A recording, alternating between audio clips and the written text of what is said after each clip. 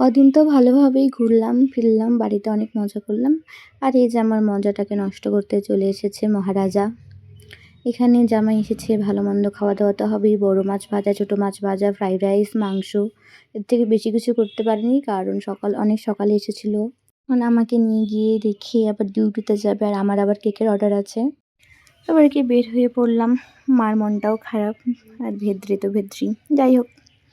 তারপরে বের হয়ে গেলাম, আর প্রথমে কোচবিহারে গিয়ে কিছু মাল করার ছিল, সেই সব করে আবার চলে যাই বাড়িতে।